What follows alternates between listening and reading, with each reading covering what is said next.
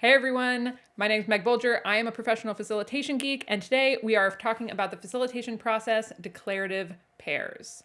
So, declarative pairs is a very simple process. I'm going to walk you through when I use it, how I introduce it, the changes and the tweaks you can make. So, let's get into it.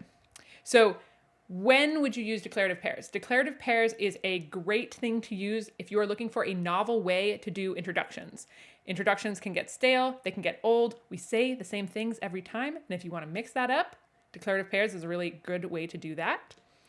It keeps people saying specific things. Sometimes there is a lot of fluff in our words. There's a lot of things that we are saying that aren't necessary, maybe like I'm saying right now. And if you want people to say specific things and keep things short and to the point, declarative pairs is a great way to do that. This can also be really handy, not just in introductions, but also when you're navigating a disagreement or an issue and you want people to like really speak to the heart of what they are disagreeing about or what they believe or feel. This is a process for that. So, what is declarative pairs? So, the way this works, you have a given theme or a topic, and each partner is you're going to do this in pairs, as is the name. So, each partner is going to have a short set amount of time to talk uninterrupted where they can only make declarative statements. So you as a facilitator choose the statement that they're going to say every time. This might be I believe, I know, I am, etc. The listening partner, the person who isn't saying those statements, they can only listen and say things like tell me more. Then after that short amount of time, you have them swap roles and repeat the process. Okay. So that's what the process is. This is how it might sound when I'm actually facilitating it. So when I facilitated this recently, what I basically said was, in a moment, I'm going to put you into breakout rooms. We were doing this online, and you are going to introduce yourself to your partner.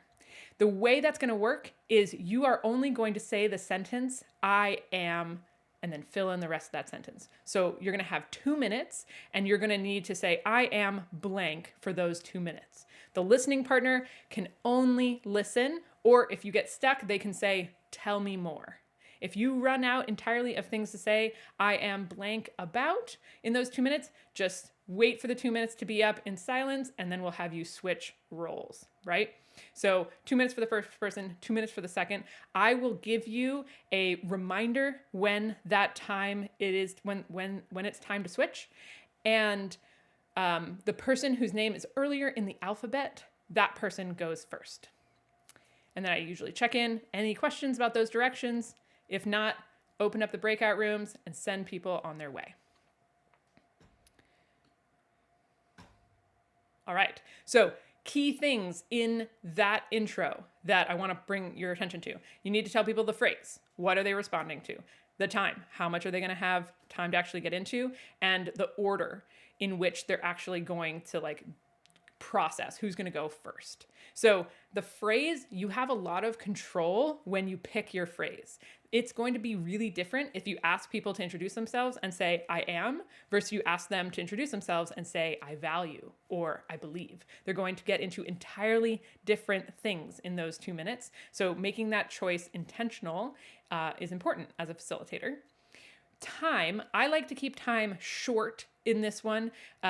It's a weird thing to make declarative statements for 2 minutes straight. And so I generally find 2-3 minutes. That's at least if we're going to do one round or people have never done this before, I generally want to keep it short. And so I usually keep the time pretty small or pretty short. And then order, you don't have to give people an instruction on who goes first. But what I find is that especially when people get into breakout rooms, a lot of awkwardness comes up when people are trying to figure out, do I go first? Do you go first? It's just kind of an unnecessary dance. And we can eliminate that dance as facilitators by just giving them a simple instruction. Whoever's name is earlier in the alphabet, whoever's birthday is closest to this day, whatever it is. That one would take a little math, so that's why I went with a really simple one. So why does this process work? So the first thing is that it kind of brings down people's typical walls. So I find, especially if we're using it for introductions, people go on autopilot really quickly with introductions. We're so used to doing it. We're so used to what we always say. And when we're given this very specific and new framework, we will change what we say and therefore like sometimes actually say things we wouldn't otherwise. So that can cause people to feel surprised and be like, oh my gosh, I didn't even know we were going to get into that. When I facilitated this recently, people were really like surprised by what they went into, not just what their partner said. And it, like I mentioned earlier, it limits the fluff, right? And because you can kind of cut straight to the heart of what people are saying, that tends to like accomplish the goal, whether it's getting into introductions or whether it's digging into a topic of disagreement. It allows you to get there a lot more efficiently. How you can tweak it. So as facilitators, we know there's like a lot of different ways that we can run something. And here are a few suggestions with declarative pairs. So you can do more than one round. You could do that with the same partner, or you could do it with different partners. But imagine if I said, okay, I'm going to put you with this partner, and for the first 2 minutes, I want you to say, I am. And then I bring everybody back and say, okay, now we're going to do I know. And now we're going to do I believe. Those are going to be 3 fundamentally different rounds with the same like kind of setup and structure. Another is that you could combine it with a different process. So maybe you have people reflect on their own, do a short minute paper before you have them go into their declarative pairs. That would entirely change the process, and different things will come out of it. Or you could change the group size. So maybe you have people go into pairs initially, and then you have them come back and share one statement that they said with the entire group.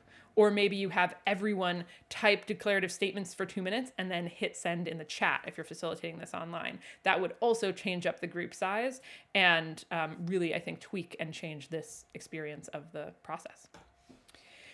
If you are facilitating this online, this is a really pretty simple process. You're going to do breakout rooms. You can have those be assigned if you wanted particular people to get to know each other. Maybe you have a group of people who are new and a group of people who've been around for a while and you want to pair them up specifically. That could be a really good time to assign people intentionally. Or you can do random. Generally, that's really quick and easy, so I often go with Zoom assigning the breakout rooms. And then the other thing to know is that I think it's important to broadcast timings. So in Zoom and in many of the online platforms, there's a way to send a message into the breakout rooms. And the 3 messages that I sent were start now. I basically gave them like kind of 30 seconds to get oriented and said like, okay, timer or person number 1, start now. Then I let them know when it was time to switch. 2 minutes are up, time to switch. I will often send that message twice so that if they kind of like see it but don't read it when they're talking, they'll catch it the second time. And then a come on back message at the end.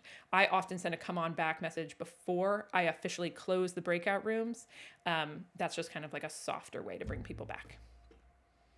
That soft closing is that piece right there. So that is declarative pairs.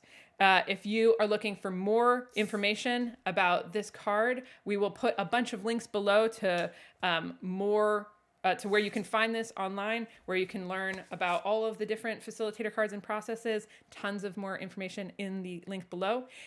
If you use declarative pairs or can see yourself using declarative pairs, let me know when and how you like want to use it or are thinking about using it or have used it in the comments. I would love to just like know when this is showing up in your facilitations.